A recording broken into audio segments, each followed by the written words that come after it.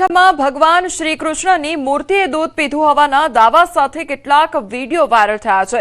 હિંમતનગર તેમજ તલોદના રામપુર કંપા વિસ્તારમાં ગત રાત્રે 9 થી 11 વાગ્યાની વચ્ચે બનાવ બન્યાનો દાવો કરવામાં આવી રહ્યો છે। તો વીડિયોમાં પ્રતિમા આગળ રાખવામાં આવેલું દૂધ આલોપ થતું જોવા મળી રહ્યું છે અને સોશિયલ મીડિયા અને ટેલિફોનિક વાતચીત મારફતે આ વાત ઝડપથી ફેલાતા અન્ય લોકો દૂધ અર્પણ કરીને દાવાની ચકાસણી કરવાનો પ્રયાસ કરવામાં આવ્યો હતો। જો કે ભગવાન શ્રી કૃષ્ણની પ્રતિમાએ દૂધ પીધું હોવાના વાયરલ વીડિયોની પુષ્ટિ નથી થઈ અને તેને લઈને સોશિયલ મીડિયા પર વિવિધ પ્રકારની ચર્ચાઓ જોવા મળી રહી છે। ન્યૂઝ 18 ગુજરાતી આ વાયરલ વીડિયોની પુષ્ટિ કરતું નથી। તો આ સમગ્ર મુદ્દે વિજ્ઞાન જાથાનું નિવેદન પણ સામે આવ્યું છે। આમાં કોઈ તથ્ય નથી તેવી જયંત પંડ્યા દ્વારા વાત કરવામાં આવી છે। આ કોઈ ચમત્કાર નથી તેવું પણ વિજ્ઞાન જાથા દ્વારા કહેવામાં આવી રહ્યું છે।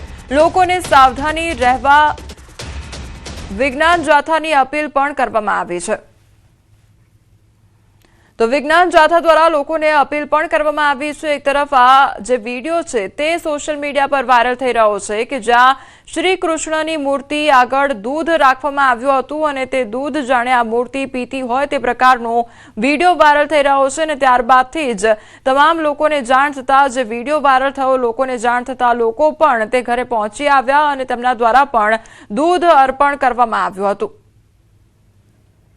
चमत्कारी घटना पाछळ वैज्ञानिक कारणों होय छे। मास हिस्टेरिया, विज्ञानना क्रियाकारनो संबंध, बकनड़ी, पृष्ठताण आ बधाने कारणे आवा चमत्कारो आपणे जोवा मळे छे। दृष्टिभ्रम, विभ्रमना कारणे पण दूध छे के पाणी पीता होय ते अदृश्य जोवा मळे छे।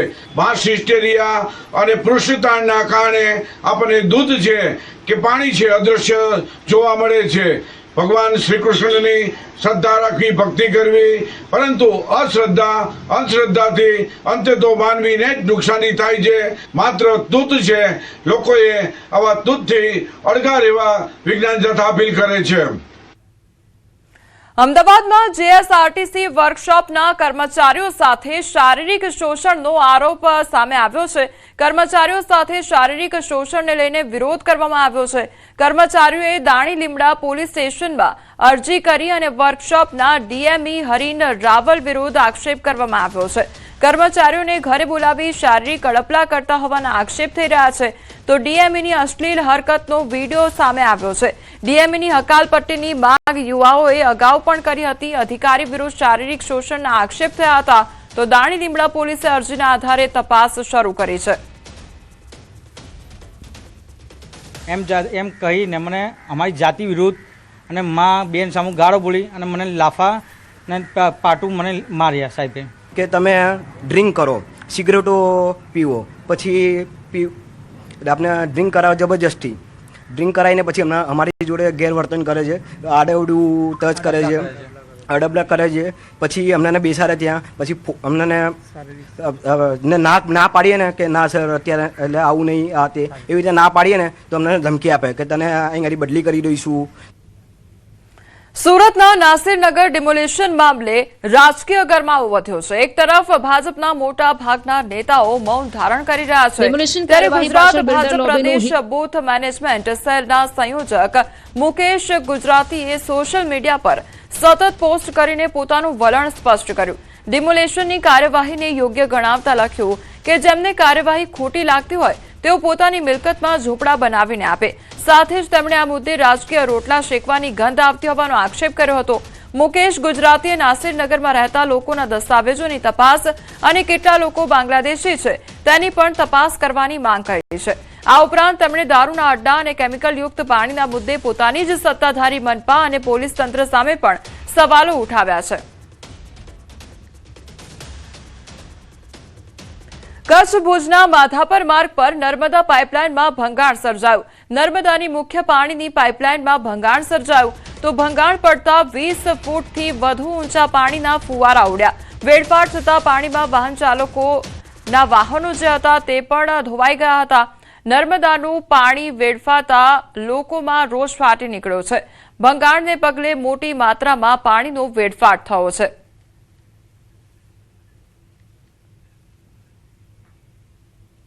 મહેસાણા જિલ્લાના કેટલાક ઔદ્યોગિક એકમો દ્વારા છોડવામાં આવી રહેલા કેમિકલયુક્ત ઝેરી પાણીના કારણે બહુચરાજી તાલુકાની ખારી નદીમાં ગંભીર પ્રદૂષણ ફેલાયું છે.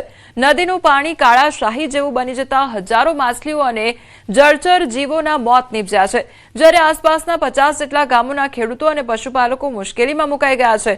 દુર્ગંધયુક્ત ઝેરી પાણીના કારણે ઊભા પાકને નુકસાન થવાની પણ ભીતિ ઊભી થઈ છે અને પશુઓ પણ પાણી પીવાથી દૂર ભાગી રહ્યા છે. હવે સમગ્ર મામલે ગુજરાત પ્રદૂષણ નિયંત્રણ બોર્ડે પાણીના નમૂનાઓ લઈ તપાસ શરૂ કરી છે. કેમિકલયુક્ત કંપની છે, એ કંપનીમાંથી પાણી છોડવામાં આવે છે કેમિકલયુક્ત. એમાંથી ઘણા ખરા જીવજંતુઓ, જે જળચર જે જીવજંતુ હોય છે એ મરી ગયા છે. પ્લસ બીજું કે જે ઢોર ઢોકરા આજુબાજુના ખેતરોમાં બધા પશુપાલનવાળા લોકો રહેતા હોય છે, તો જો ઢોર જો પાણી પીવા આવે તો પાણીના ગંધથી જ દૂર ભાગે છે. બરાબર, તો અમારી તો સરકાર જોડે એટલી જ માંગ છે કે આ કેમિકલયુક્ત પાણી બંધ કરાવો અને કંપની સામે કાયદેસરના પગલાં તમે લો. એક મહિનાથી અહીંયા અમે બધા ખૂબ હેરાન થઈએ છીએ, પણ છેલ્લા લાસ્ટ 15 દિવસથી એટલું કેમિકલયુક્ત પાણી અહીંયા અંદરથી પસાર થઈ રહ્યું છે, જેના કારણે અસંખ્ય માછલીઓ પાણીની અંદર તડપી અને મરી ગઈ છે. અહીંયા એટલી બધી દુર્ગંધ મારી રહી છે કે અહીંયા આપણે ઊભા રહી શકતા નથી. તો અહીંયા ખેડૂતો આવા પાણીથી સિંચાઈ કરી રહ્યા છે. તો સાહેબ, ખરેખર ખેડૂતોના પાકોમાં ખૂબ નુકસાન આવ્યું છે. બનાસકાંઠાના કુંભાસણ ગામમાં ગૌચર જમીન બચાવવા માટે ગ્રામજનોએ હવે આર પારની લડાઈ શરૂ કરી છે. જેટકોના 765 કેવી સબસ્ટેશન માટે ગામની ગૌચર જમીન ફાળવવાના પ્રસ્તાવ સામે ખેડૂતો, પશુપાલકો મોટી સંખ્યામાં પાલનપુર કલેક્ટર કચેરીએ પહોંચ્યા હતા. ગ્રામજનોનું કહેવું છે કે ગ્રામસભામાં સર્વાનુમતે વિરોધનો ઠરાવ પસાર થયા છતાં પ્રસ્તાવ આગળ વધતા ગ્રામજનોમાં ભારે રોષ જોવા મળી રહ્યો છે. ગૌચર બચાવો, પશુધન બચાવોના નારા સાથે ગ્રામજનોએ વહીવટીતંત્રને આવેદનપત્ર પાઠવી ગૌચર જમીન બચાવવાની માંગ કરી છે. સ્થાનિકોનું કહેવું છે કે આ લડત માત્ર એક ગામ પૂરતી સીમિત નથી. આસપાસના ગામડાના પશુપાલકો પણ અહીંની ગૌચર જમીન પર નભે છે. જો રજૂઆત છતાં પ્રશાસન માંગ ધ્યાને નહીં લે તો ગ્રામજનો પોતાના પશુઓ સાથે કલેક્ટર કચેરીએ હલ્લાબોલ કરશેની ચીમકી પણ ઉચ્ચારવામાં આવી છે. અમારા કુંભાસણ ગામે ગૌચરની જમીન જે પંચાયત હસ્તક આવેલી છે, જેનો સર્વે નંબર 9 1281 ને 1517 છે. સદરૂ સર્વે નંબરમાંથી જેટકોને લગભગ 150 વીઘા જેવી જમીન એ અમારા અગાઉના સરપંચશ્રીએ ઠરાવ કરીને આપી હતી, પણ ગામ લોકોનો વચ્ચે વિરોધ થતો સરપંચશ્રીએ ઠરાવ રદ કર્યો છે. ગ્રામસભાએ બી ઠરાવ રદ કર્યો છે. એના પછી આખા ગામની વસ્તી ભેગી થઈ હતી અને ગામ સામૂહિક પણ માગણી કરી છે કે ભાઈ જેટકોને જે આપેલી જમીન છે એ રી આપણે રદ થવી જોઈએ. અને અમારા ગામનું ગૌચર જે અમારી ઘણી પેઢીઓથી એના પર નિર્ભર છે, એનો નિભાવ એના પર ગાયો રાખીને કરે છે, પશુપાલન રાખીને. એ જ ગૌચર જેટકો કંપનીને આપવામાં આવે તો અમારા લોકોનો જે આજીવન જીવિકા છે એને બહુ તકલીફ પડે એવું છે. અમને અમારું કહેવું એમ છે કે અમારા ગામમાં ગોચર બહુ નહિવત છે, નોંધપાત્ર છે. ઢોરોની સંખ્યા વધારે છે, તેમજ આજુબાજુના 10 ગામના ઢોર અમારા કુંભાસણના જરાવ પર નિર્ભર છે. તેમજ ગામમાં પાણીનો બહુ અભાવ છે, માટે ચોમાસું ગામની પબ્લિક, પશુપાલનવાળી પબ્લિક ગોચર ઉપર નિર્ભર છે. માટે આ ગોચર જેટકો કંપનીને ફાળવવા માનનીય કલેક્ટર સાહેબને અમે આવેદનપત્ર આવે કે ગોચર જેટકો કંપનીમાં ફાળવવામાં ના આવે. રાજકોટના ગોંડલ ખાતે શ્રી વિઠ્ઠલભાઈ રાદડિયા જૂથ સેવા સહકારી મંડળી લિમિટેડની 54મી વાર્ષિક સામાન્ય સભા ભવ્ય રીતે યોજાઈ. પટેલવાડી ખાતે આયોજિત આ કાર્યક્રમમાં મુખ્ય અતિથિ તરીકે અલ્પેશ કથિરિયા ઉપસ્થિત રહ્યા. સભામાં સંસ્થાએ ચાલુ વર્ષે 50 લાખ રૂપિયાનો ચોખ્ખો નફો નોંધાવ્યો હોવાની જાહેરાત પણ કરવામાં આવી હતી.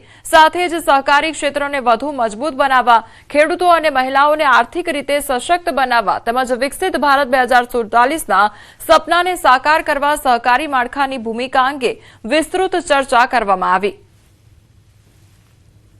સેવા સહકારી મંડળીની 54મી વાર્ષિક સાધારણ સભામાં ઉપસ્થિત થઈ સૌ ખેડૂતોને મળવાનું થયું, આગેવાનોને મળવાનું થયું અને આવા જ સહકારી માધ્યમથી, સહકારી મંડળીના માધ્યમથી ખેડૂતની ખેતીલક્ષી અને સંલગ્ન પ્રવૃત્તિઓનો ખૂબ વિકાસ થાય, ખૂબ પ્રગતિ થાય અને સૌ ખેડૂતો સમૃદ્ધ બને અને સહકારી ક્ષેત્રનું જે માળખું છે, એનો જે હેતુ છે કે સહકારથી સમૃદ્ધિ એ સફળ થાય, એવી મા ઉમા ખોડલના ચરણોમાં પ્રાર્થના કરું છું. અહીંયા જે અમારી ચર્ચા થઈ એ સહકાર મંત્રાલયના 5 વર્ષ ઉજવણીની, ટ્રેનિંગની, શિક્ષણની અને એક વસ્તુ જે સામે આવી એ કે આ મંડળી 50 લાખનું ચોખ્ખો નફો કર્યો છે, બિઝનેસ કરે છે, કોઓપરેટિવ બહુ સારી રીતે અહીંયા કામ કરે છે, અમને પાસે ભંડારણની સુવિધા છે, બિઝનેસ સ્ત્રોત છે, એના બદલ બધા સભાસદને હું કોંગ્રેચ્યુલેશન્સ આપું. વિદેશમાં મુશ્કેલીમાં મુકાયેલી બોરસદની 2 દીકરીઓ આખરે સુરક્ષિત રીતે વતન પરત ફરી છે. અમેરિકા જવાના પ્રયાસ દરમિયાન અઝરબૈજાનમાં ફસાઈ ગયેલી બંને યુવતીઓને લાઓસ સ્થિત ભારતીય દૂતાવાસે તાત્કાલિક કાર્યવાહી કરીને બચાવી. સમગ્ર મામલે સાંસદ મિતેશભાઈ પટેલે સરકાર અને વિદેશ મંત્રાલય સાથે સતત સંપર્કમાં રહી રજૂઆતો કરી હતી. તો યુવતીઓ વતન પહોંચતા સાંસદ મિતેશભાઈ પટેલે તેમના ઘરે જઈ પરિવારજનોની મુલાકાત લઈ ખબર અંતર પૂછ્યા હતા. તો સફળ રેસ્ક્યુ બાદ પરિવારમાં ખુશીનો માહોલ જોવા મળ્યો છે.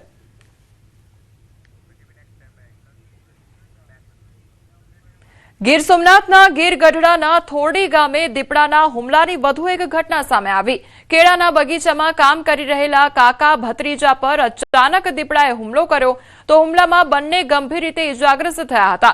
ઇજાગ્રસ્તોને પહેલા ગીર ગઢડા હોસ્પિટલ અને ત્યારબાદ વધુ સારવાર માટે ઉનાની ખાનગી હોસ્પિટલમાં ખસેડવામાં આવ્યા છે. ઘટનાની જાણ થતાં વન વિભાગની ટીમ સ્થળ પર પહોંચી હતી અને દીપડાને પાંજરે પૂરવા માટે કવાયત હાથ ધરી છે. બનાવ બાદ સમગ્ર વિસ્તારમાં ભયનો માહોલ પણ છવાઈ ગયો હતો. તો ગ્રામજનોએ વન વિભાગ પાસે વધુ અસરકારક પગલાં લેવાની માંગ કરી છે.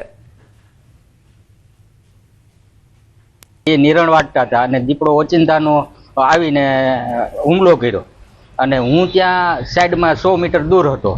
દોડીને પહોંચ્યો. જંગલ ખાતાના અધિકારીઓ પણ હતા. એ બિચારા દોડીને આવી ગયા અને અમે બધા થઈને એને ભગાડ્યો. દીપડા જંગલ ખાતાવાળા પકડે તો છે પણ એને પાછા બીજા એરિયામાં ન મૂકો, એને કોઈ જગ્યા એવી જગ્યાએ મૂકો કે જે પાછા ફરીથી ન આવે. ગીર સોમનાથમાં સેલ્ફી લેતા કિશોરનો વિડીયો વાયરલ થયો છે. સિંહ સાથે સેલ્ફી લેતા હોવાનો વિડીયો વાયરલ થયો છે. તો વિડીયો ગીર ગઢડા પંથકના ગામનો હોવાનું અનુમાન લગાવવામાં આવી રહ્યું છે. સિંહોની નજીક જઈ જીવના જોખમે સેલ્ફી લેતા કિશોરનો આ વિડીયો હવે ચર્ચાનો વિષય બન્યો છે. વિડીયો વાયરલ થતા સિંહોની સુરક્ષા અને વન વિભાગની જાગૃતિ અંગે ફરી એકવાર સવાલો ઉભા થયા છે. વન વિભાગે મામલાની તપાસ કરી જરૂરી કાર્યવાહી કરવાની માંગ પણ ઉઠી છે.